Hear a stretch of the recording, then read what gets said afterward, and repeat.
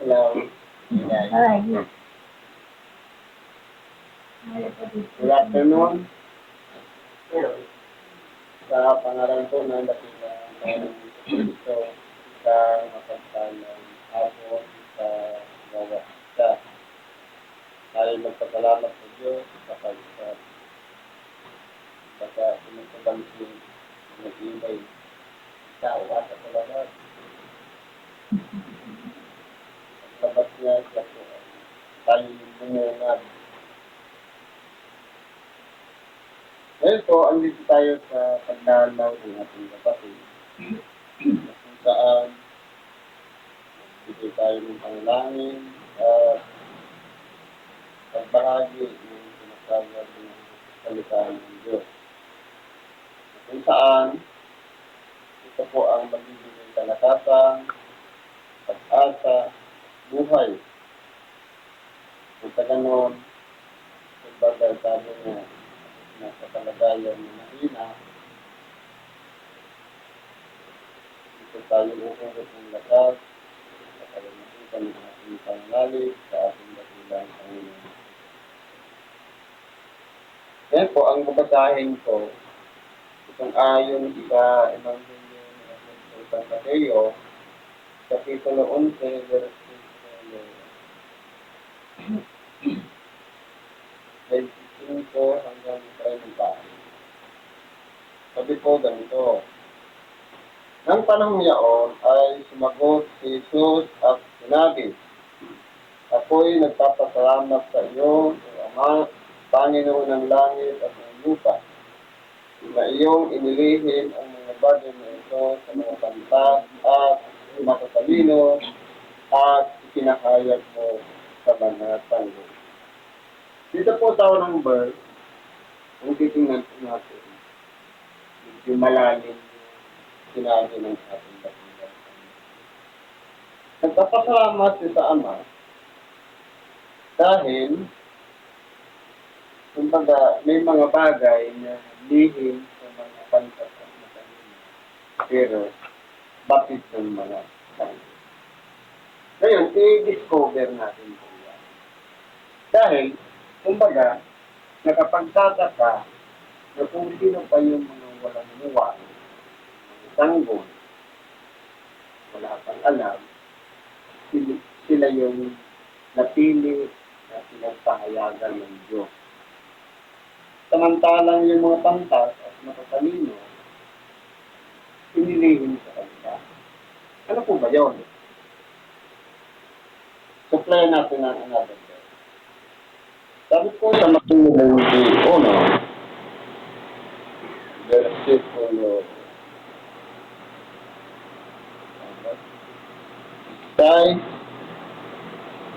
at sinabi nila sa kanya, naririnig mo baga ang sinasabi ng mga ito? At sinabi sa kanila ni Jesus, oo, kailanman bagay hindi ninyo nabasa mula sa bibig ng mga sanggol at ng mga sinususo ay iyong nilubos ang pagpupuri. Ibig ko palang sabihin, yung mga sanggol at yung mga sumususo, halos magkaparehas na. Sila po ay nagpupuri sa Diyos. Kung mapapansin natin, ang sanggol, wala po siyang ibang ginagawa. Oras ng pangangailangan dahil hindi pa siya makapagsalita, makapagbigkas ng anumang salita. Hindi naman niya sinatawag yung mama, o papa, o daddy, o mami, o tatay, nanay. Hindi, ano ang iyak ng sanggol? Ano iyak ng sanggol? Bunga. Ngayon, sabi dito sa awit, dugtong ko nila, sa 89:8. O Panginoong Diyos ng mga hukbo, sino ang makapangyarihang gaya mo, upa. Upa. O-H, tapos J-A-S. Upa. Di ba ga? Kung ikaw ang magulang, magsiselos ka sana dahil hindi ka naman tinatawag. Ang una niyang sigaw, kung pag-aralan natin, ano man ang lahi, liti, ang wika, isa lang po ang iyak ng isa. Ikaw man. Kahit Chinese, African, American, Hapon, isa lang po ang iyak ng isa. Yan po yung sinasabi na inilihim sa mga pantas at matatalino dahil kahiya-iya naman sa mga kagaya natin, ng mga matatalino na mga pantas na ang sumigaw ng upa. Pero yun pala ay kapangyarihan para sa kanila. Yun pala yung lihim na pangalan ng Diyos na pinapupurihan ng mga sanggol at mga sumusosok yaong Diyos na Ama natin sa atin. Kaya yan po yung sinasabing ipinagpapasalamat ng ating dakilang Panginoon na inilihim ang mga bagay na ito sa mga pantas at matatalino at ipinahayag sa mga sanggol. Yeah? Kasi no? Nagpatahayag ang Diyos sa mga sanggol. Pinakilala niya ang kanyang dakilang pangalan. Pero sa atin,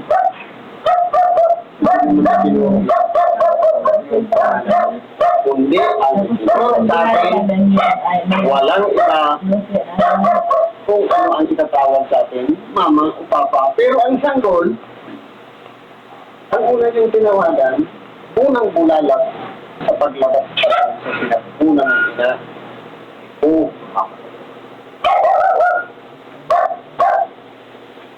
o nga, Ama, sapagkat gayon ang nakalugod sa iyong pangin. Ibig ko para sabihin, yung salitang uha ay nakalulugod sa paningin ng Diyos. Bakit siya nagpatahayag sa mga sanggol at mga sumusoko? Sila po kasi, bagamat sila ay wala pang buwang, wala pang alam, yun po talaga ang unang binibigas ng mga sanggol.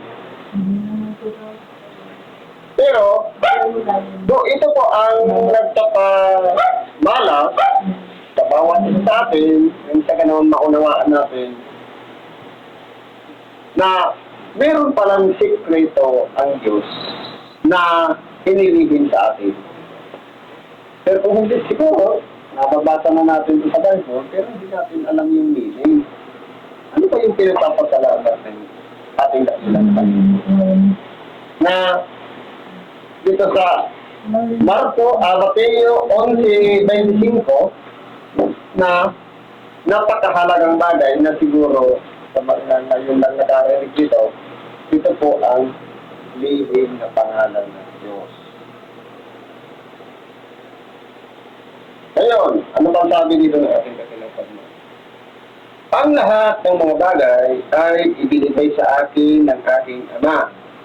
At sino may hindi nakakakilala sa anak, kundi ang Ama. At sino may hindi nakakakilala sa Ama, kundi ang anak, at yung ibiging pagpahayagan ng anak. Ngayon po, inidetalye natin to.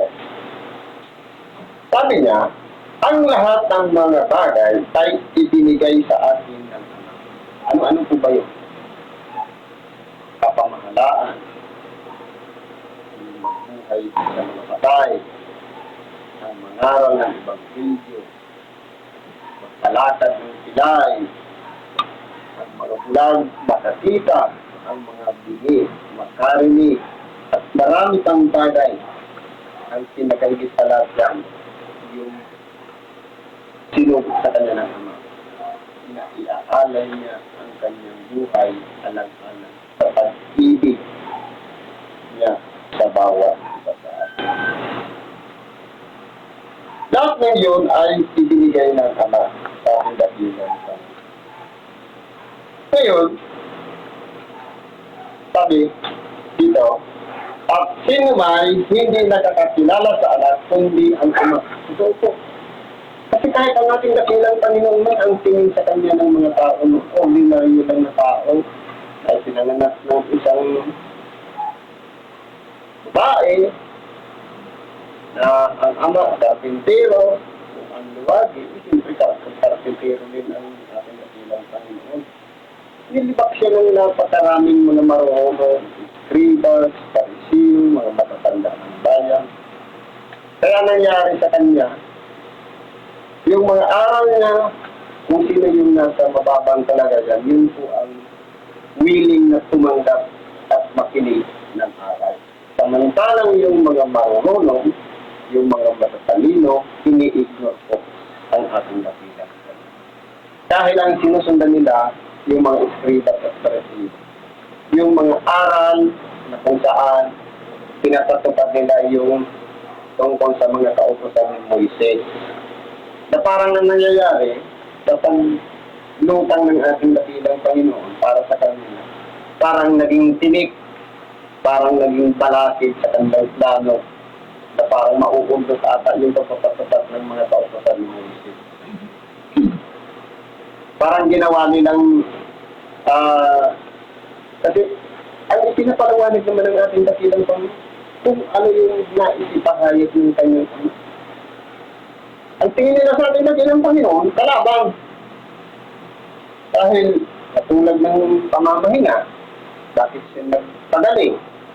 Parang naging, anong ibang magandang term yan nila? Parang naging balakid o pinaka-mission ng mga escribas ng partido.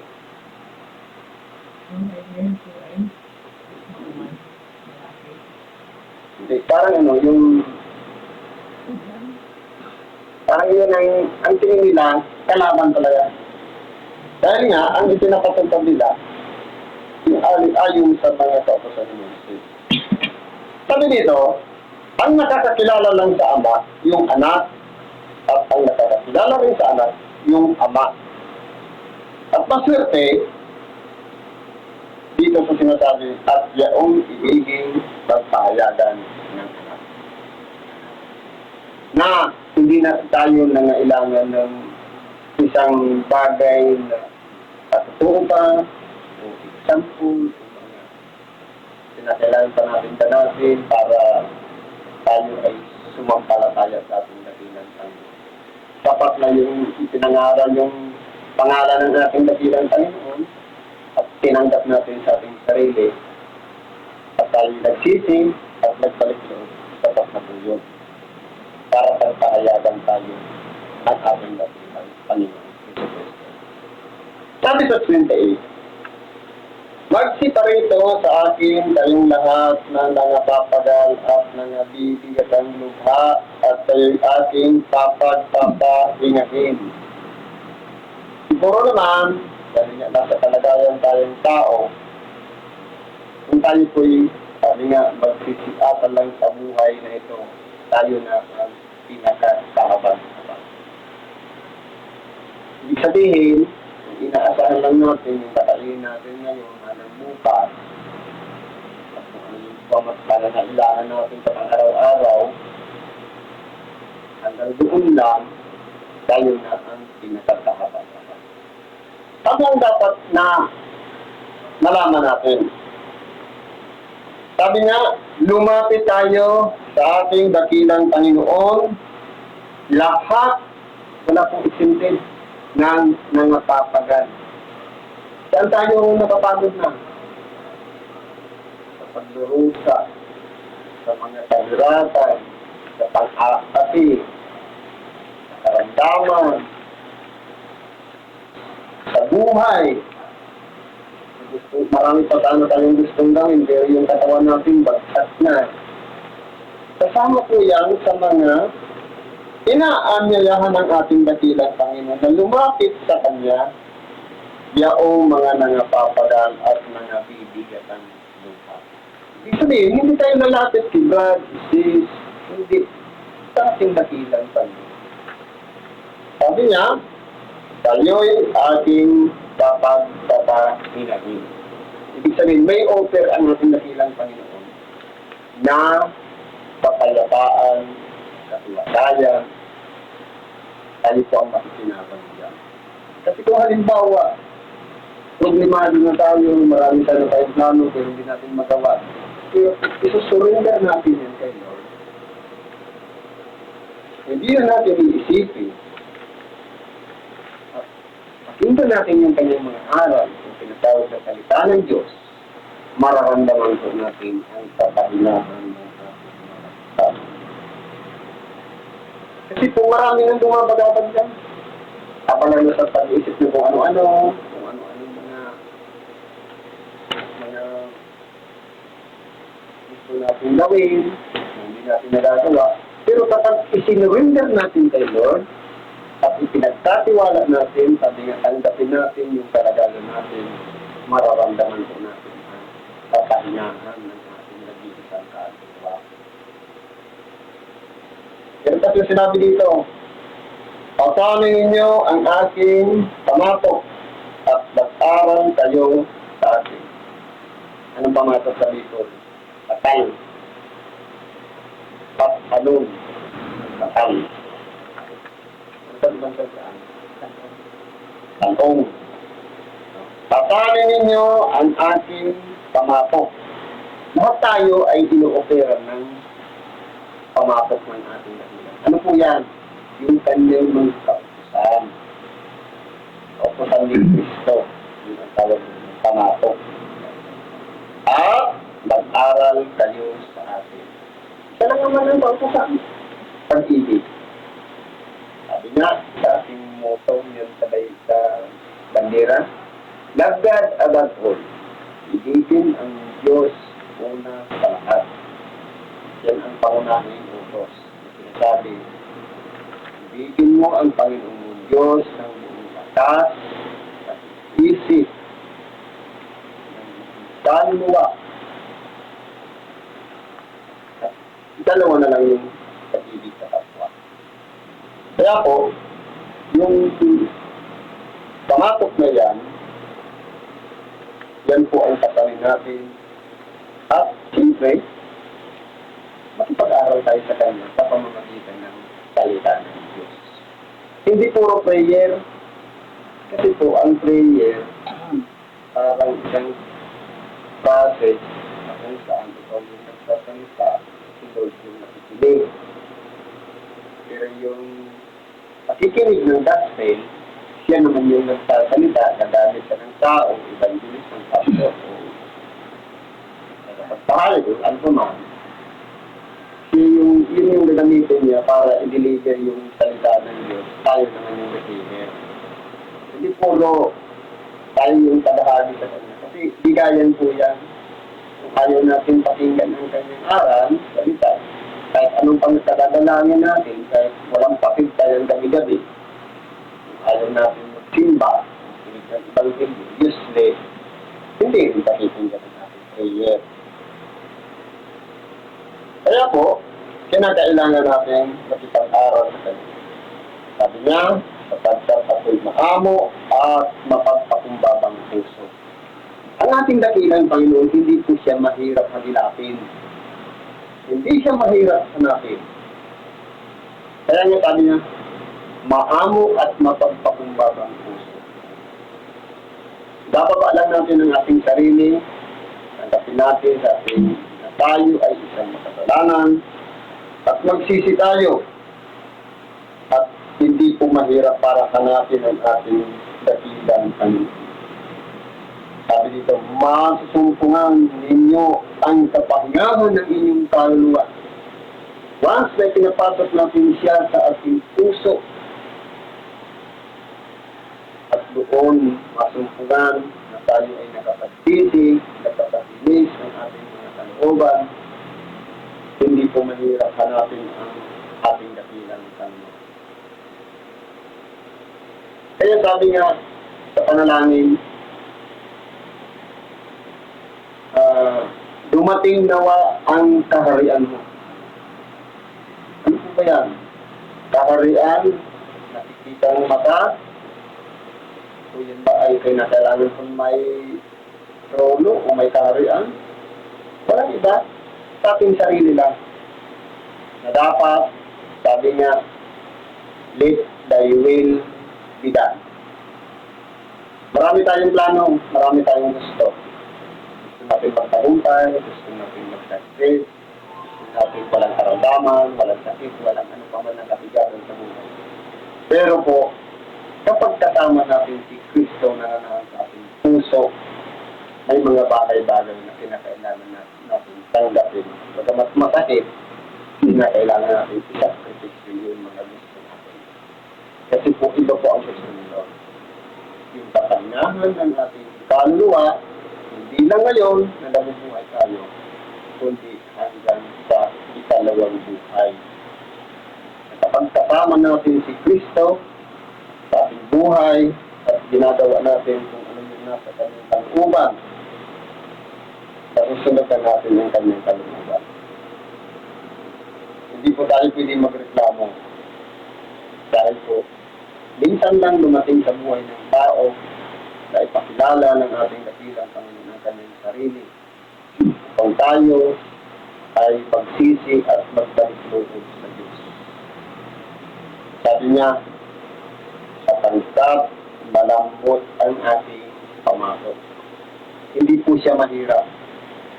Ang pag-a-apply ng pag-ibig sa Diyos at sa kapwa, hindi po siya mahirap.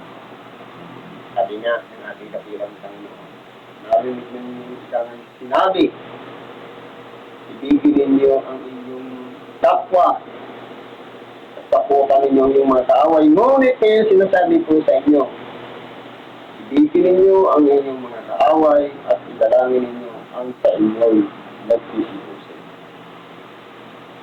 Yan po ang gawin nating aksyon. Sino po ba yung una nating kaaway?